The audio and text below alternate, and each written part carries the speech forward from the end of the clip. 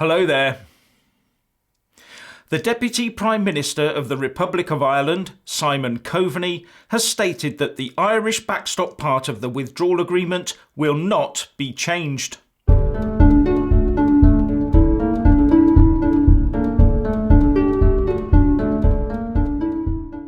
The Irish Deputy PM, Simon Coveney, told the BBC Andrew Marr show that the EU will not ratify Theresa May's withdrawal agreement unless it contains the Irish border backstop element. This will come as a hammer blow to Theresa May as she scrabbles around making all sorts of promises about the Irish backstop issue to get support for her seriously floundering deal.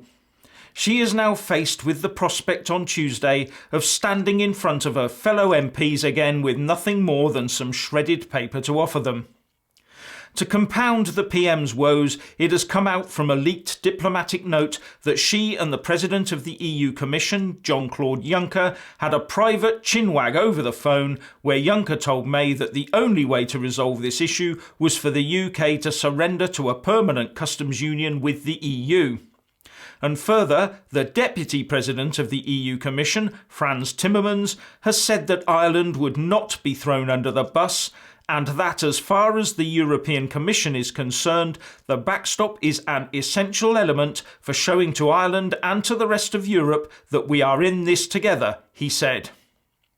With fears that the Irish border backstop could, in fact will, tie the UK into a state of permanent EU vassalage if the withdrawal agreement is signed up to, will almost certainly mean that the PM faces yet another heavy defeat on her deal. Where does that leave Theresa May's government then? Are we going to see her once again giving a long spiel at the dispatch box before saying that she's off to Brussels again to have another fruitless chat about this intractable backstop issue? Then watching as she gets dealt with yet another thumping loss in the Commons? Are we going to see her try and change tack and, to coin the fashionable word, pivot towards some new type of deal? Maybe she'll go against everything she said before and try and argue for something more akin to the customs union that Juncker says she can have. Will she suddenly start coming round to the idea that we need to take a pause in order to assess our situation by asking the EU for an extension to the Article 50 process?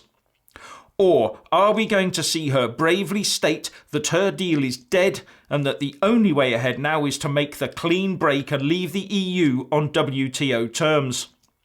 After everything she said since she became Prime Minister, the only proper path for her to follow now is to courageously lead the country out of the EU on World Trade Organization terms on the 29th of March 2019. Anything else would be going back on one or other of the pledges or promises she's made during those last 2.5 years. The majority of MPs know that voting through her deal as it stands will be the death knell for their own and their party's political hopes at the next general election as it becomes clearer and clearer to the electorate what a total sellout to the EU this deal is. So they will not vote it through. We just need to take note of those that do still support it though. But when Parliament says that her deal is finally dead and buried, they will move seamlessly on to say that a no-deal Brexit is totally unacceptable, and you will see further ramping up in the Project Fear narrative.